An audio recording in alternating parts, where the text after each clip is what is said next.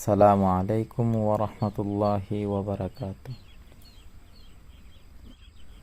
তো আজকে আমাদের আলোচনার বিষয় হলো আমরা কিভাবে একটা নতুন পেয়ারা গাছে প্রচুর পরিমাণ কুশি আনতে পারবো।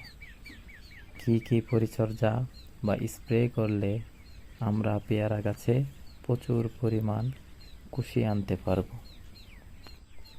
কারণ আমরা জানি পেয়ারা গাছে যত বেশি ডাল থাকবে ঠিক তত বেশি ফলন হবে। সুতরাং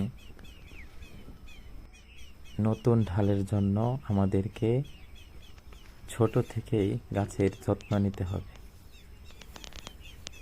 তো আমি আমার পেয়ারা গাছে কি স্প্রে করি বা কীটনাশক ব্যবহার করি এগুলো আপনাদের সাথে আমি শেয়ার করব। আমি 3টি ওষুধ স্প্রে করি। প্রথমত নাটিভো, আলটিমা প্লাস আর কনফিডর। এই 3টি একসাথে মিশিয়ে কেউ যদি পেয়ারা গাছে স্প্রে করে তাহলে তার গাছে প্রচুর পরিমাণ কুশি আসবে, যেমনটা আমার গাছে আপনারা দেখতে পাচ্ছেন। আমার অনেকগুলো পেয়ারা গাছে অল্প বয়সেই ফুল চলে এসেছে।